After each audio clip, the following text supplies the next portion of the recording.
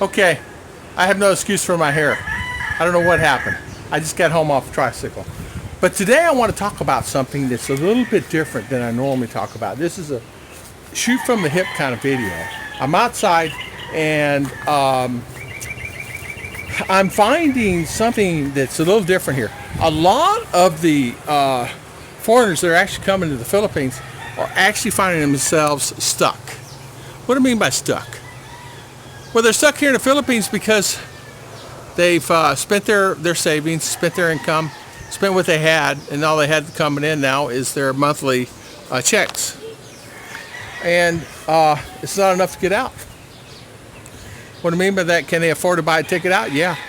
But once they get back to U.S., what are they going to do? I went to town today. As you guys know, I have a video coming up. It'll be on today or tomorrow. But today I want to talk about that.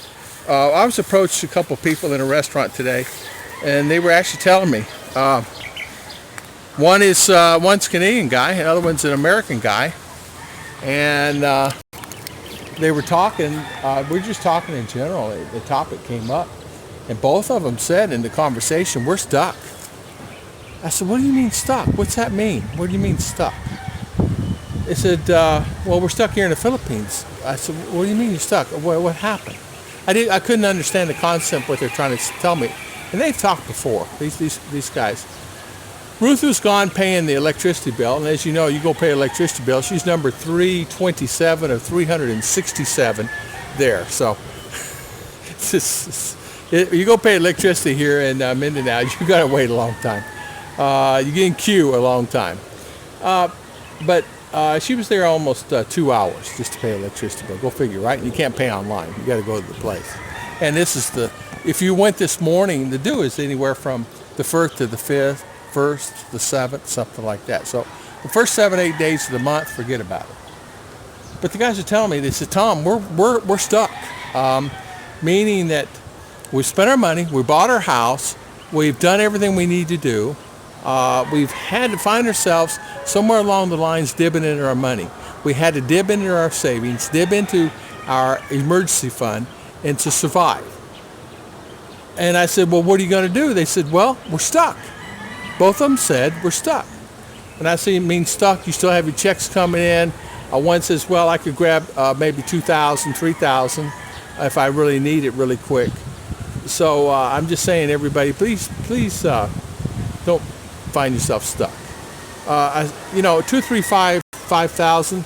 Okay, is that enough to get you back? Yes. Is that enough to restart your life again? Because both of the guys have sold everything they had, everything they owned.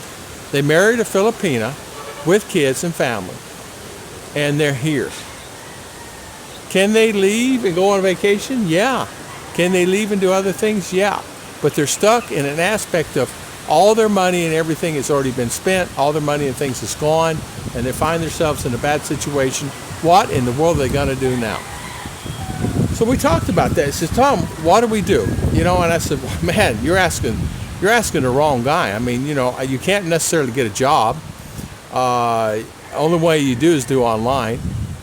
Maybe you could do something like that to earn a few $100. But other than that, I really don't know what to tell them." I gave them some opportunities of jobs online that they could actually get a job online and try to do. The guy says, "Listen, I'm almost 70. I saved all my life, and I came here and I did a no-no. I probably spent." He said he spent probably about over $100,000 here in 5 years. That's included land, property, and things like that. He said, "I'm getting probably back on my farm and things like that about $15,000 US plus my $1,100 a month." So he's making about $2,000 a month on the average. The other guy says he's making about the same, $1,800, $2,000 with his one pension check was $800. The other one was like $1,000, $1,100. But they said even if you save, $600, $700, $800 a month, or expenses, or even $1,000 of that, when that's what they're doing now, He said it's going to take us a year to 2 years to get caught back up. So they find themselves in a hole. They're automatically in a hole. How do you recoup that, right? So that's the thing. You know, that really made me think. It actually scared me. They said that there's many guys like that actually come here. Sure. He said they don't have credit cards anymore. They completely killed the credit cards. They don't have credit cards anymore. They don't have anything they can pull from if an emergency happens. So they find themselves, excuse the hair, whatever. They find themselves in a situation like they spend all their money. They have house, they have property, they have things, husband and wife, they have things. They're fine financially as far as the books go, but they have a little emergency, about 100,000 peso, which is $2,000 emergency. That's it. They have no more than 2,000. The guy said if I had to really scrape and borrow and everything else, I might get 5,000. They were honest. $5,000. And thinking about that, what is that going to get you, right? So it gets you back to state, say whatever, right? But that's you, not counting your family, right? You got to leave your family. What do you do, right? Do you go back to states, go to work? Well, you're 70 years old. They're both older than me. One, I think I didn't ask him. The other guy told me his age, 70. So, and thinking about it, I don't know what you do. But they came to the restaurant. I never met them before. It's just a couple of guys who came in. Apparently they live here in the Philippines. And apparently they've been watching my videos.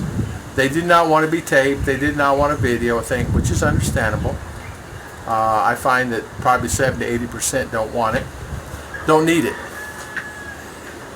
So, you know, you have to ask yourself, right? What do you do in that particular situation? Okay. $10,000 in an account somewhere or access to $10,000, however that is, even if it's credit card. Maybe a credit card, $10,000. But then you got to pay that bad boy back once you get back to States, or $20,000. So that's the thing I told him. I said, I'm not going to tell you because you don't bury yourself in a hole that you're already in a hole. So you don't go out and get a credit card because it's why would you do that? So you're better off maintaining what you exist doing and pray to the God and eat well and take care of yourself so you're not finding yourself behind the 8 ball and get sick and you have to go in the hospital and there goes your $2,000, $3,000, $4,000, $5,000, $6,000, $7,000. They both have insurance. They both pay their bills. Both have a little money. But one has a couple thousand. The other guy can say I can scrape up 5 if I'm lucky. And he said it's just because of life. They've been here for 5. One guy's been here for 5 years. The other guy, I don't remember exactly how long he's been here, but he's around that same time because we were talking, the guy nodded. So he's probably been here 4 or 5 years himself. So what do you do in that instance? So I thought I'd just do this shoot from the hip kind of video. I come home, I've been thinking about it, I've been worrying about it, I've been thinking that, okay, guys, if you come here, make sure that you don't spend every penny that you have. Make sure you have, you know, 10,000 in the account or 5,000 in the account that's an emergency that you can grab from at any given time. But these guys, he said, man, I'm stable. He said, I've always been one of those guys that paid all my bills. I'm stable. I sold my house. I got some money. I come here. You know, he had $100,000 and some odd in the bank. Fine. He bought a little property. He ended up spending like $20,000, $30,000 of that money. And through the 5 years, he's gone through it. And gone through it just life. He said, I gave some to my brother. My brother needed help, and he had kids. And as you know, it all goes. You don't have, it's life. It's like that pie in the fridge. You know what I mean? You go in there, it's a full piece of pie. You go back in the next day, it's gone. That's the way money is. You go in that kitty, and it's there today, and it's gone tomorrow. But you know what? It really made me think. So guys, if you come to the Philippines, make sure you have some type of strategy plan to at least keep $5,000 or $10,000, $20,000, or whatever. It doesn't. I'm just whatever that amount of money is. People say, you're wrong. You need at least $100,000. Well, okay, but the guy that makes $10,000 a year is not able to put $100,000 in the bank. The guy that's making $15,000 a year might be able to slide a few thousand in the bank.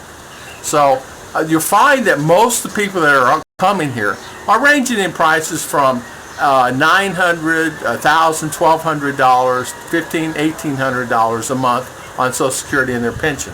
Some getting extra pensions from other jobs, some are military and things like that. So it's like the guy said, I was actually better off in the States than I was here, because I own my house, everything was paid for, I had no debt. But here I'm finding I spend more money because I have a family now, there's a need there, and so I found myself spending more money than I actually should have. So that's something you got to think about too. Especially the guys that come here and find all of a sudden you got a family, prepare for that. And all of a sudden, if you find yourself, your wife wants to have a baby, figure that out too, but that's going to cost you a few $1,000s a year for the next whatever years. So you got to really think about it. Be careful on what you're thinking. Always think for the future. Don't live for the day, live for the future. And I've always done that. Am I in a perfect situation? Not necessarily, but I felt so bad for the guys. I said, oh my goodness, guys. He said, the guy had $2,000. Tom, what had happened? They just came down and started sitting down and we got to talking. And we're just talking in general. I said, how you guys finding it? He said, man, we love it. We love it. One guy says, I find myself stressed now. I said, what are you stressed about? Then we got into the money.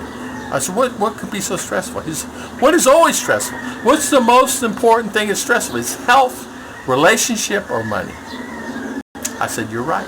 Health, relationship, or money. That's exactly right. So he said, mine today is money. Yesterday it was something else. But now he said, at least I'm healthy and I'm okay. So I want to thank everybody for watching.